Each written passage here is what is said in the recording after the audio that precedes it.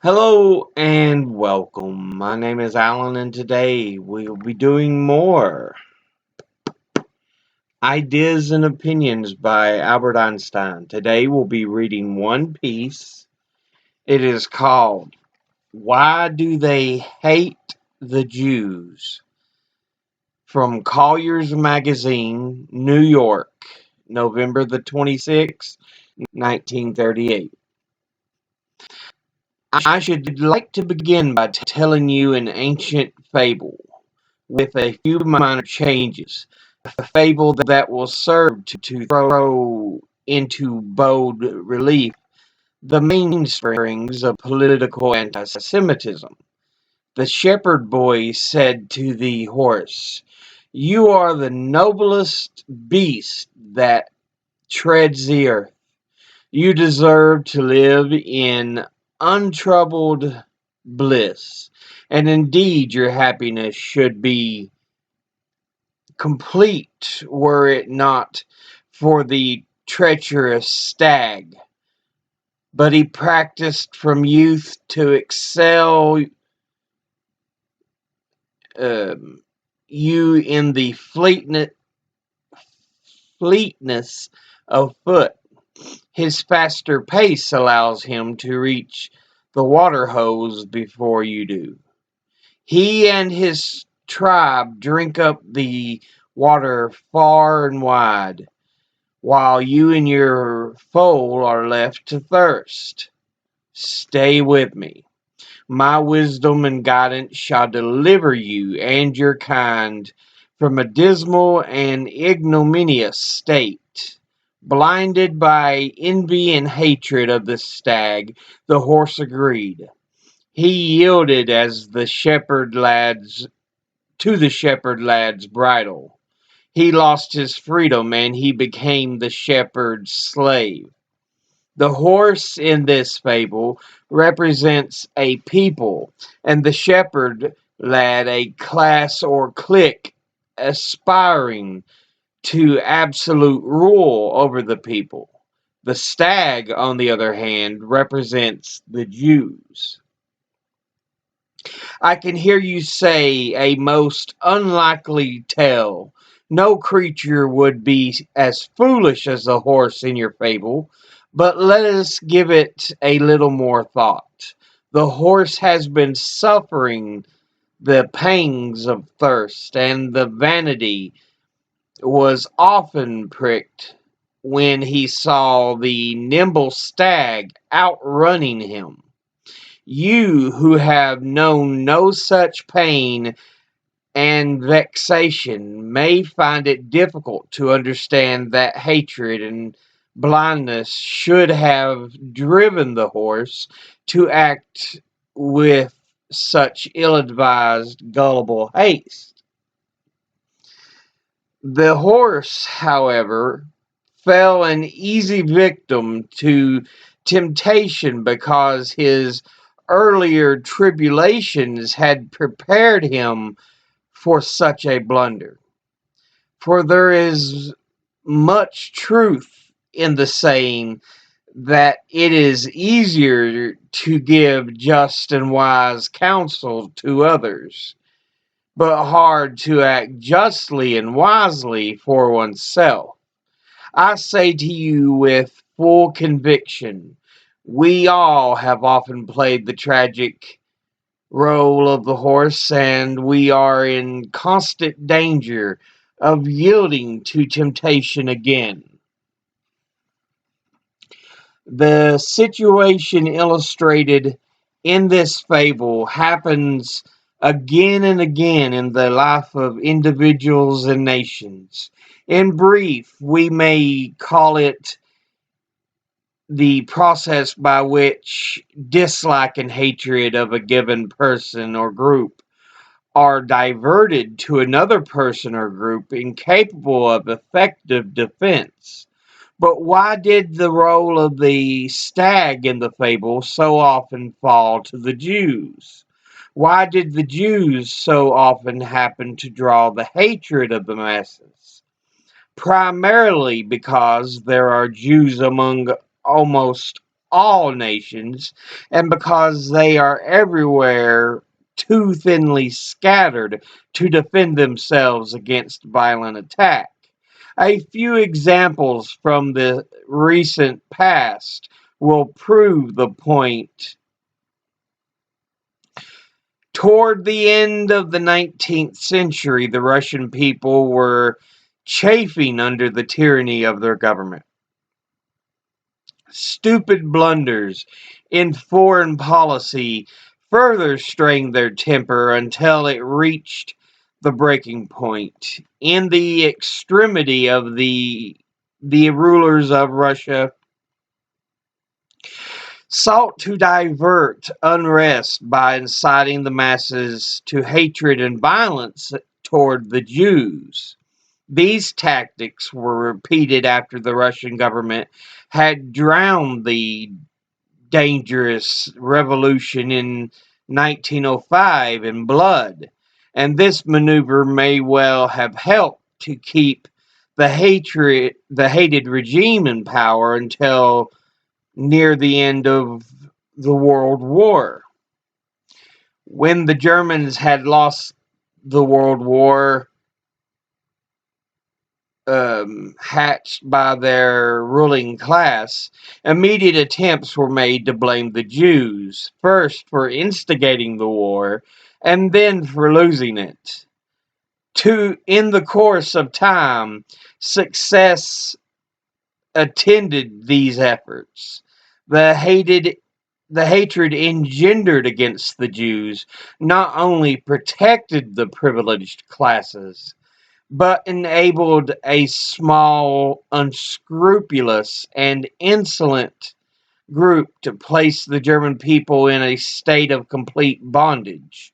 The crimes with which the Jews have been charged in the course of history, crimes which were to justify the atrocities perpetrated against them, have changed in rapid succession. They were supposed to have poisoned wells. They were said to have murdered children for ritual purposes. They were falsely charged with a systemic attempt at the economic domination and exploitation of all mankind. Pseudoscientific books were written to brand them an inferior, dangerous race. They were reputed to foment wars and revolutions for their own selfish purposes.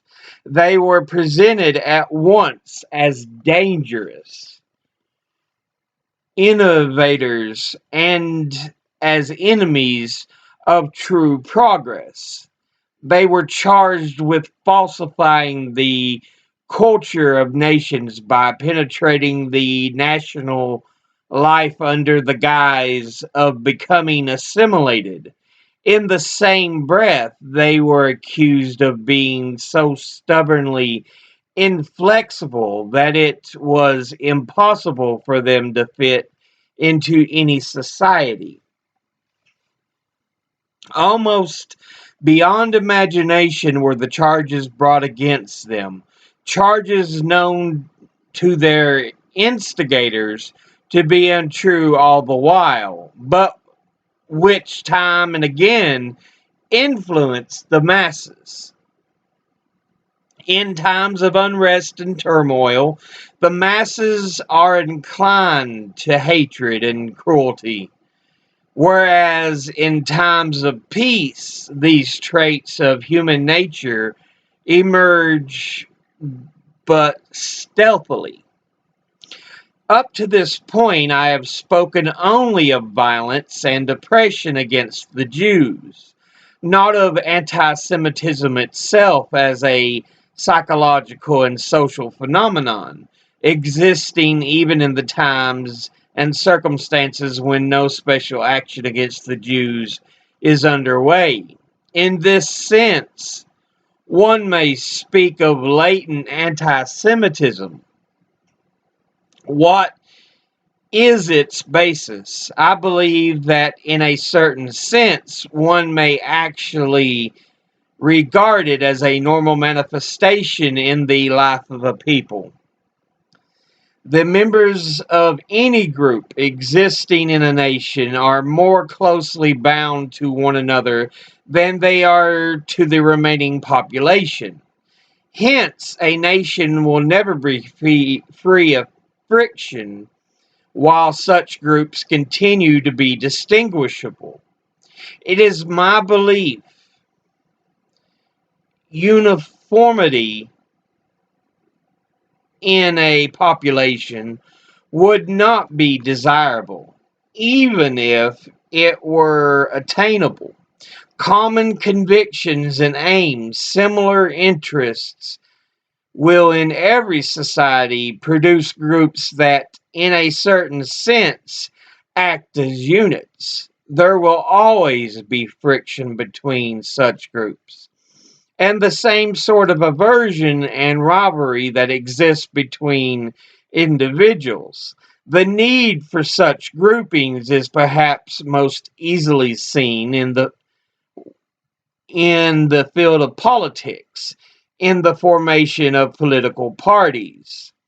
Without parties, the political interests of the citizens of any state are bound to languish. There would be no forum for the free exchange of opinions. The individual would be isolated and unable to assert his convictions, political convictions. Moreover, ripen and grow only through mutual stimulation and criticism offered by individuals of similar disposition and purpose.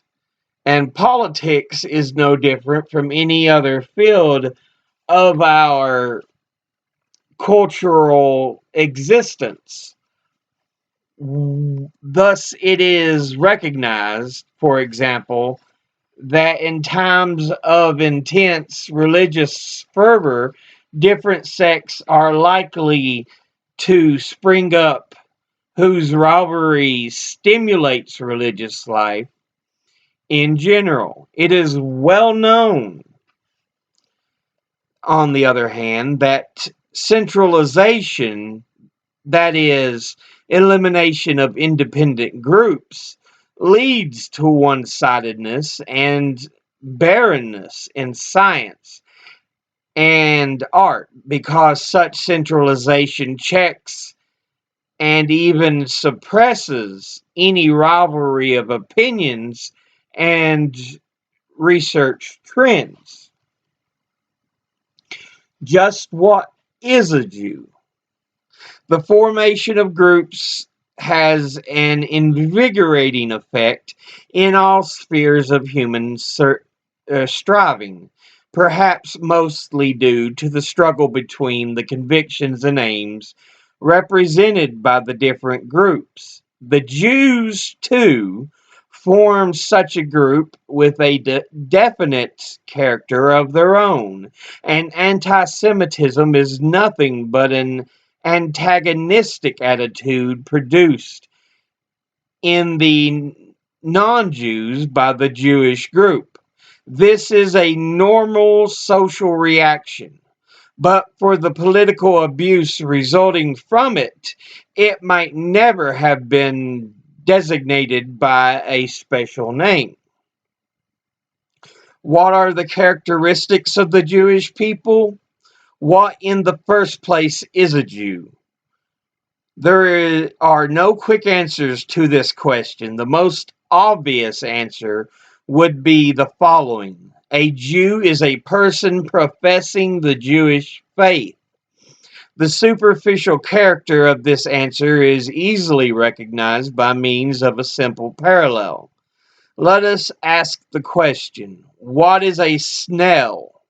An answer similar in kind to the one given above might be: a snail is an animal inhabiting a snail shell.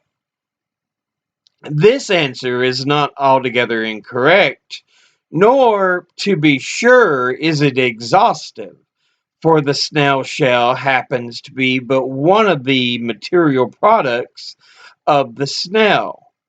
Similarly, the Jewish faith is but one of the characteristic products of the Jewish community.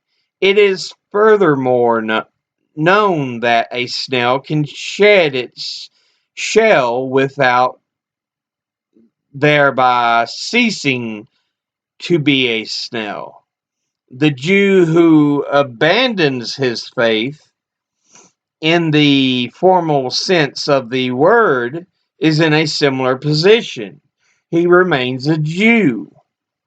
Difficulties of this kind appear whenever one seeks to explain the essential character of a group. The bond that has united the Jews for thousands of years and that unites them today is above all the democratic idea of social justice, coupled with the idea of mutual aid and tolerance among all men. Even the most ancient religious scriptures of the Jews are steeped in these social ideas, which have powerfully affected Christianity and Mohammedanism,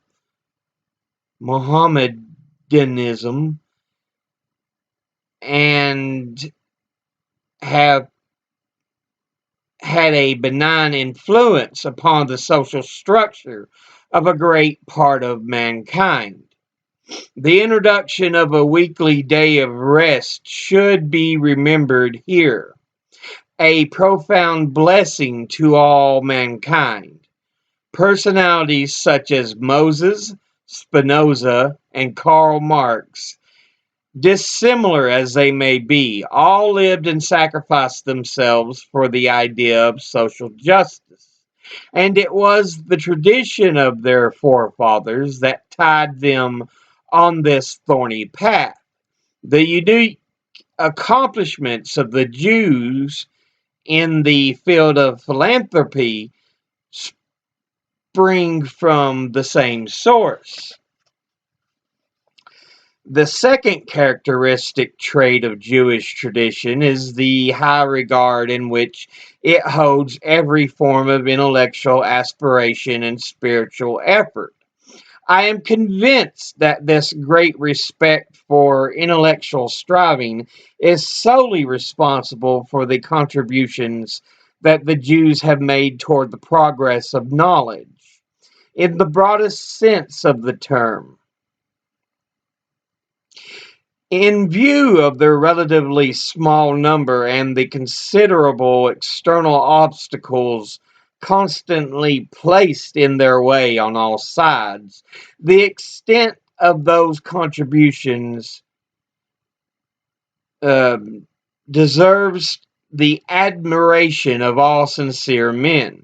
I am convinced that this is not due to any special wealth of endowment, but to the fact that the esteem in which intellectual accomplishment is held among the Jews creates an atmosphere particularly favorable to the development of any talents that may exist. At the same time, a strong critical spirit prevents blind obe- obeisance to any mortal authority. I have confined myself here to these two traditional traits, which seem to be the most basic. These standards and ideas find expression in all things, as in small things as in large. They are transmitted from parents to children. They color conversation and judgment among friends. They fill the religious scriptures, and they give to the community life and the of the group its characteristic stamp. It is in these distinctive ideas that I see the essence of Jewish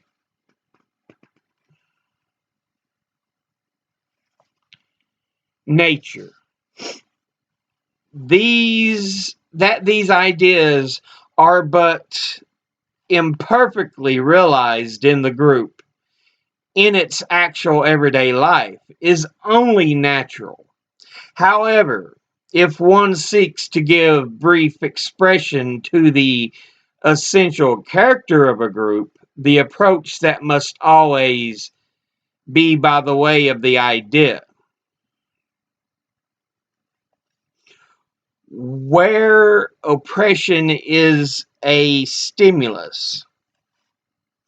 In the foregoing, I have conceived of a Judaism as a community of tradition. Both friend and foe, on the other hand, have often asserted that the Jews represent a race, that their characteristic behavior is the result of innate qualities transmitted by heredity from one generation to the next. Their opinion gains weight from the fact that the Jews, for thousands of years, have predominantly married within their own group. Such a custom may indeed preserve a homogeneous race, if it existed originally. It cannot produce uniformity of the race. If there was originally a racial intermixture.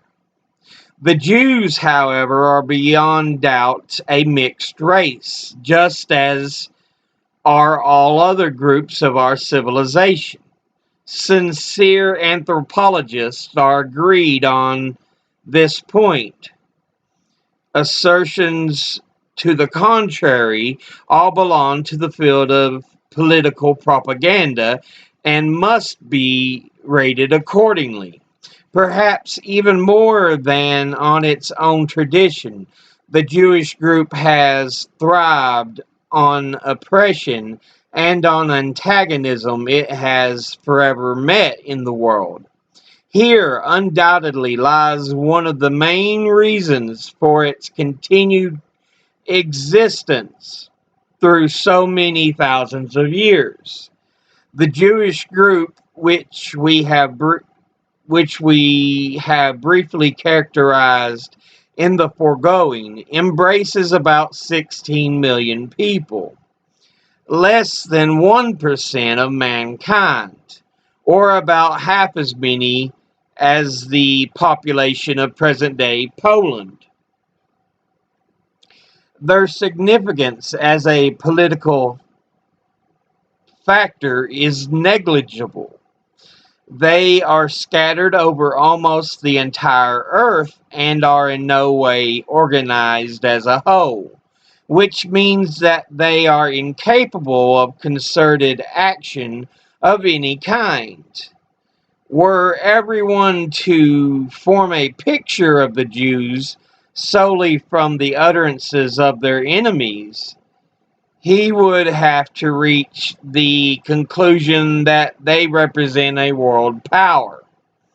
At first sight, that seems downright absurd. And yet, in my view, there is a certain meaning behind it. The Jews as a group may be powerless, but the sum of their achievements of the individual members is everywhere considerable and telling, even though these achievements were made in the face of obstacles. The forces dormant in the individual are mobilized, and the individual himself is stimulated to self-sacrificing effort by the spirit that is alive in the group. Hence the hatred of the Jews by those who have reason to shun popular enlightenment. More than anything else in the world, they fear the influence of men of intellectual independence. I see in this the essential case for the savage hatred of Jews raging on in present day Germany.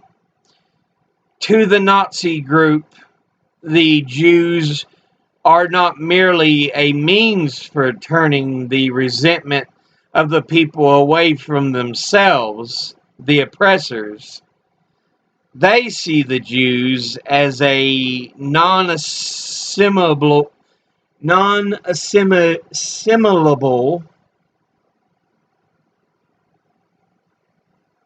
element that cannot be driven into uncritical acceptance of dogma, and that, therefore, as long as it exists at all, threatens their authority because of its insistence on popular enlightenment of the masses. Proof that this conception goes to the heart of the matter is convincingly furnished by the solemn ceremony and the burning of the books staged by the Nazi regime shortly after its seizure of power. This act, senseless from a political point of view, can only be understood as a spontaneous emotional outburst, for the reason it seems to be more revealing than many acts of the greater purpose and practical importance. In the field of politics, the social science, there has grown up a justified distrust of generalizations pushed too far.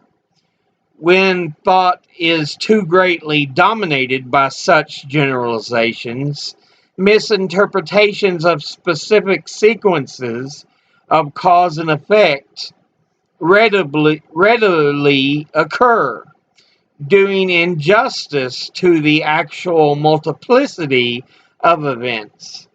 Abandonment of generalization, on the other hand, means to relinquish understanding altogether. For that reason, I believe one may and must risk generalization, as long as one remains aware of its uncertainty. It is in this spirit that I wish to present in all modesty my conception of anti-Semitism considered from a general point of view. In political life, I see two opposed tendencies at work, locked in constant struggle with each other.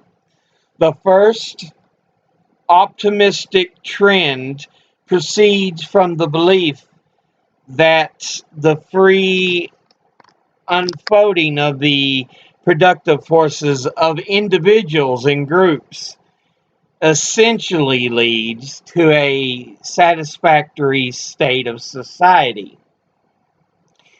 It recognizes the need for a central power placed above groups and individuals, but concedes to such power only organizational and regulatory functions. The second, pessimistic trend, assumes that free interplay of individuals and groups leads to the destruction of society. It thus seeks to base society exclusively upon authority, blind obedience, and coercion. Actually, this trend is pessimistic only to a limited extent, for it is optimistic in regard to those who are and desire to be the bearers of power and authority. The adherents of this second trend are the enemies of the free groups and of education for independent thought. They are, moreover, the carriers of political anti-Semitism. There, or here in America, all pay lip service to the first optimistic tendency. Nevertheless, the second group is strongly represented. It appears on the scene everywhere, though for the most part it hides its true nature. Its aim is political and spiritual dominion over the people by a minority, by the circuitous route of control over the means of production. This, or its proponents, have already tried to utilize the weapon of anti Semitism as well as of hostility to various other groups. They will repeat the attempt in times to come, so far as all such tendencies have failed because of the people's sound political instinct. And so it will remain in the future if we cling to the rule. Beware of flatterers, especially when they come preaching hatred. So, yeah, Einstein really posing the question, why is there such hatred for a group that's so small? Why are they, and have been for so long, used as scapegoats? And we see it all over the place. And you have to remember, this is before World War II. The Nazis are a new party in Germany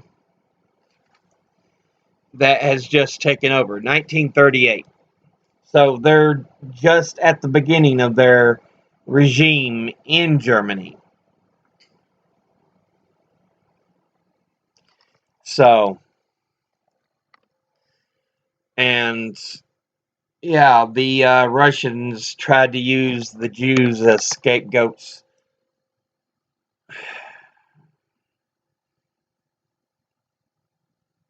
And this is after World War One. We've had the transformation of Russia into the communist state. I don't know if Stalin's in power as of yet.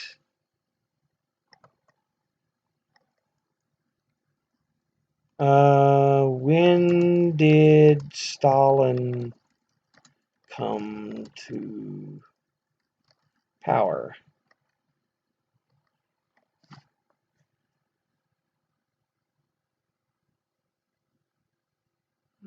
You gave me assumed leadership over the country following Lenin's death in 1924. So yeah, Stalin still has been in power for 14 years.